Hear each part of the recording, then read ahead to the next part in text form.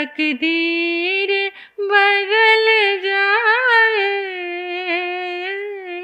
दाता तेरे चरणों की, मालिक तेरे चरणों की। ये मन है बड़ा चंचल, कैसे तेरा नाम जपूं। ये मन है बड़ा चंचल, कैसे तेरा नाम जपूं। इसे जितना भी समझाऊं, उतना ही मचल जाए। इसे जितना भी समझाऊं, उतना ही मचल जाए। दाता तेरे चरणों की, मालिक तेरे चरणों की। गर धूल जो मिल जाए, सच कहती हूँ मेरी, सच कहती हूँ मेरी। तकदीर बदल जाए, दाता तेरे चरणों की। आओ कुछ समय परमात्मा के वर्कशॉप में आराधना करते हैं। किसकी? जितने कर्म बंधन हुए हैं, उन कर्म बंधनों की थोड़ी सी जानकारी प्राप्त कर लेते हैं, परमात्मा के कर्म सिद्धांत का आलंबन लेकर। बंधन किसी को भी पसंद नहीं, बंधन अच्छा नहीं लगता। कोई भी प्राणी नहीं चाहता कि मैं बंधन में रहूं। बंधन दुख का कारण है, बंधन से कष्ट होता है, बंधन से तकलीफ होती है। इसलिए किसी को भी बंधन में डालने की कोशिश मत करो। अपने बंधनों को देखो, अनादि से हम कर्मों की बेड़ियों में बंधे हुए हैं, दुख पा रहे हैं, व्याकुलता, क्षुब्धता, कितना कष्ट हो रहा है। बंधन की पीड़ा से हर एक मनुष्य खिन्न है, क्षुब्ध है। कर्म बंधन बाहर के बंधनों से भी प्रबल है। बाहर से किसी ने हमें बेड़ियों में जकड़ दिया, वो पीड़ा देह की है, लेकिन यह आत्मा अनादि से कर्मों के बंधनों में जकड़ी हुई है। संसार में दो ही बंधन के कारण निरंतर ये बात हमारे सामने आ रही है, और उसमें जागरूक होकर हमें कुछ छोड़ने की जरूरत है, तभी हमारा प्रयोग सफल हो सकता है।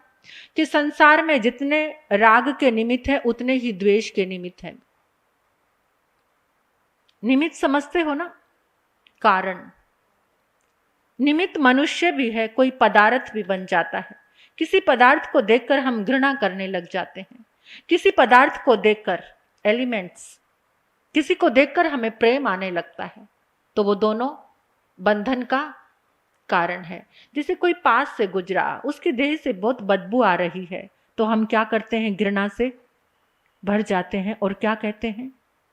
उसमें अपने आप को मध्यस्थ बनाना ही साधना है, उस पे ना राग करना ना द्वेष करना। जो कोई जिसके देह से बदबू आ रही है, वो आपके पास से गुजरा या कहीं रास्ते से आप गुजरे, कोई गंदगी का ढेर है, तुरंत आपने और 10 गालियां निकाल दी। किसको? जिसने वो गंदगी वहां पर डाली। उस समय कितने कर्मों का बंधन हो गया। इतना सूक्ष्म है ये कर्म का बंधन। ये निमित्त है, ये निमित्त है। निमित्त के कारण राग का भी बंधन होता है और द्वेष का भी बंधन होता है। जिन कारणों से राग होता है उन्हीं कारणों से द्वेष भी हो सकता है। आज खाने का बहुत अच्छा पदार्थ आप खरीद कर लाए, आपने थोड़ा सा खाया, बाकी रख दिया। कुछ समय के बाद उसके अंदर से क्या आने लगी? दुर्गंध आ गई, या वो खराब हो गया, उस पे फुई काई आ गई, है ना? तो आपने उसको कैसी नजरों से देखा? फिर जल्दी से बाहर फेंको, पूरा घर सड़ गया। जिसके प्रति पहले राग हुआ था, अब उसके प्रति क्या हो गया? द्वेष हो गया। कोई पहले आपकी बहुत फेवर में था, तो आपका उसके साथ क्या था? राग का भाव बंधा हुआ था। कुछ ऐसा कारण बना, आपस में अनबन हो गई, अब वो आपके ऑपोजिट हो गया, तो वही व्यक्ति जिसके साथ आपका राग था, अब उसके साथ क्या हो गया? ये निमित्त है। जिसके साथ राग है उसके साथ भगवान महावीर ने कहा है, प्रभु मेरे महावीर ने कहा है कि जहां जहां तुम्हें ये कारण बनते नजर आए, जहां से तुम्हें उद्वेग पैदा हो, जहां तुम्हारे भीतर में संक्लेश पैदा हो, जिसके कारण तुम्हारे भीतर में क्रोध पैदा हो, उस जगह को, उस स्थान को छोड़ दो अगर उसकी आवश्यकता नहीं है। नहीं तो अपने आप को मध्यस्थ भाव में लेकर आओ, नहीं तो अपने आप को संभाव में लेकर आओ।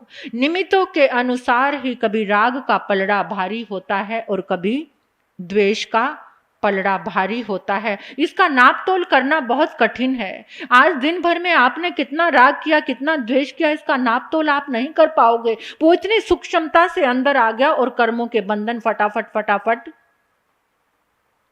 जैसे वो ग्लेशियर देखे ना आपने, जब ग्लेशियर पिघलता, ग्लेशियर क्या है? बर्फ के ऊपर बर्फ, बर्फ के ऊपर बर्फ, बर्फ के ऊपर पहली परत कौन सी थी कोई जान नहीं सकता, एक के ऊपर एक। वो पिघलता कब है? बहुत मुश्किल से, फिर भी तह तक जाकर पिघलता नहीं है ग्लेशियर। ऊपर की एक परत पिघल जाएगी। आज हमारे साथ भी ऐसे हो रहा है, जैसे हम एक सामायिक कर रहे हैं, उसमें हमारा परमात्मा से अच्छा चिंतन जुड़ गया, तो भीतर का जो ग्लेशियर है उसकी एक परत ही पिघलेगी। यानी एक जो लेयर है कर्म की, वही कर्म की लेयर टूटेगी।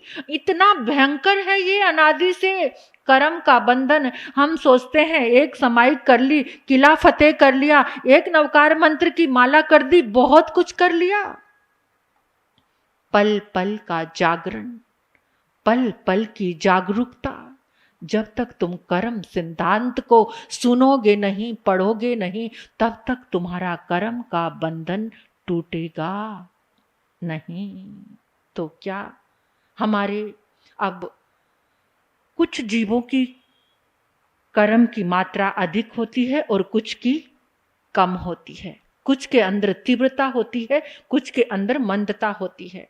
तो हमारे शास्त्रकारों ने कहा है कि राग द्वेष को मंद, प्रभु की वाणी कहती है, ये जिनवाणी, कि राग और द्वेष को कम कैसे करें।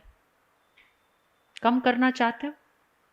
कम करना चाहते हो तो उसके लिए 4 बातें बताई हैं। 4 प्रकार का अनुराग अपने भीतर में पैदा करो। 4 प्रकार का अनुराग। एक राग है, एक अनुराग, इसमें अंतर है राग में और अनुराग में। अनुराग प्रशस्त है और राग अप्रशस्त है। 4 के प्रति अनुराग भाव लेकर आओ। किसके प्रति? पहला है भावानुराग। यानी भावानुराग क्या है? जैसे आपको तत्व का स्वरूप नहीं पता, अब आपको पता तत्व किसको कहते हैं? किसको? नव तत्व है। नव तत्व है। कौन से? कौन से? जीव तत्व, अजीव तत्व, पुण्य तत्व, पाप तत्व, आश्रव तत्व, संवर तत्व, निर्जरा तत्व, बंध तत्व और मोक्ष तत्व। ये क्या है? ये नव तत्व है। इनकी बहुत बड़ी बड़ी व्याख्याएं हैं आगे, ये आपको नहीं आते।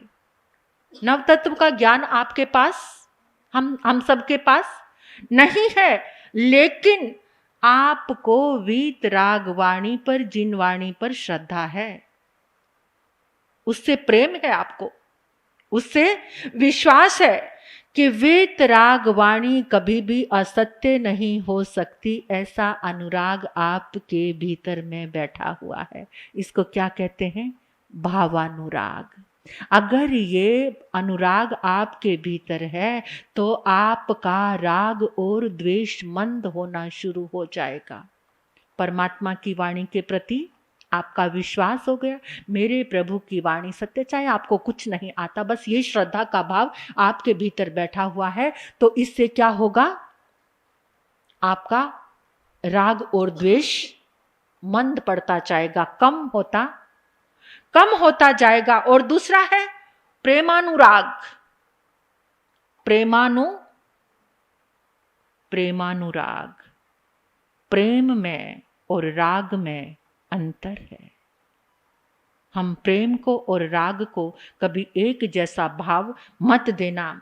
जिन पर प्रेम और वात्सल्य का भाव है उन्हें बार बार तत्व ज्ञान की ओर प्रेरित करना। जिनके साथ आपका वात्सल्य भाव है, स्नेह भाव है, प्रेम है, उन्हें बार बार तत्व ज्ञान की ओर प्रेरित करना, यानी उनको साथ में, संग में जिनवाणी सुनवाने के लिए लाना। कोई धार्मिक क्लास हो रही है, वहां पर उनको प्रेरित करना। आजकल पूरी प्रेरणाएं किसके लिए चल रही हैं? जब बाहर घूमने जाते हैं ना, तो 10 तरह का प्रयास करेंगे सबको फोन कर करके, चलो वहां आउटिंग पर जा रहे हैं, चलो आज लंच वहां पर है, चलो आज डिनर वहां पर। और यहाँ के लिए प्रयास करते हैं, किसी को कंपेल करते हैं। ये वास्तविक रूप में प्रेमानुराग है। इससे आपका राग द्वेष कम होगा, जो खुद भी सुनता है दूसरे को भी सुनवाता है। लेकिन आज हमारे सारे के सारे पुरुषार्थ संसार के आकर्षण के लिए है, वो लुभा रहे हैं। अभी 5 स्टार होटल में आज का डिनर है और वो भी फ्री हो। अरे पता है, मेरे साथ चलो, आज का तो फ्री है, कितने भी अपने दोस्तों को लेकर आओ। दोस्तों उसकी तरफ से फ्री है भाई, लेकर आ रहा है, कितने जनों को साथ ले चलोगे?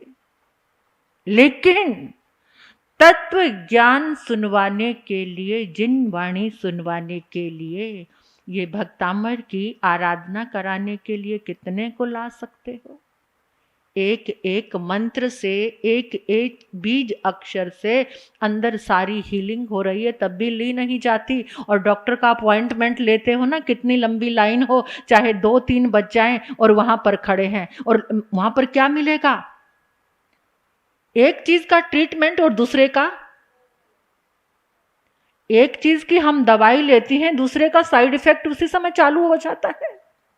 और यहां जड़ से मिटाने वाली बीमारी और अंदर से प्रकाश भरने वाली, उसका उपचार हमसे किया नहीं जाता। क्या करें? ये दुर्भाग्य नहीं तो और क्या है? यही है पंचम काल का प्रभाव, जहां मनुष्य चाहकर भी जागरूक नहीं हो रहा। यानी तत्व ज्ञान की प्राप्ति हेतु सबको सन्मार्ग दिखाना, धर्म पर लगाना, ये प्रेमानुराग है। इससे राग द्वेष की ग्रंथि मंद पड़नी शुरू हो जाएगी। ये प्रेमानुराग है, उसमें संलग्न करना।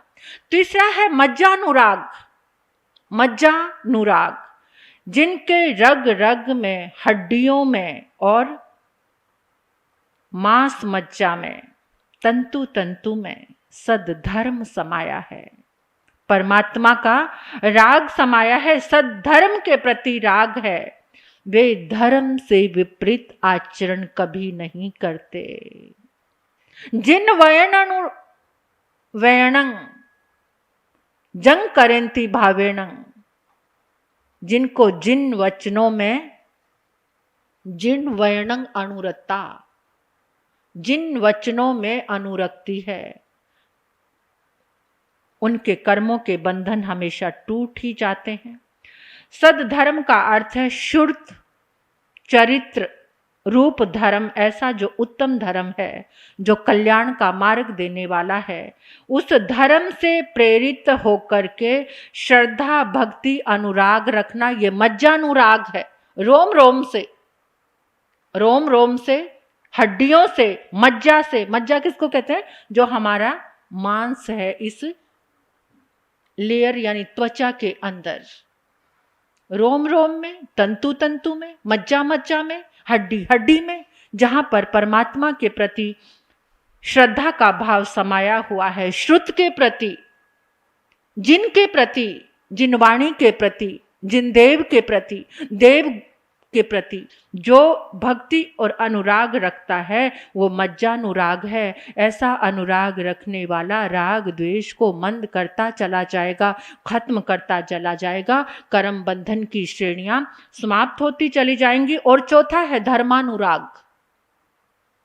ये 4 प्रकार का राग तार देता है, अनुराग है ये। धर्मानुराग, धर्म के प्रति, जैसे सधर्मी बंधुओं के प्रति वात्सल्य भाव होना। सधर्मी बंधु समझ गए ना? सधर्मी बंधु किसको कहते हैं?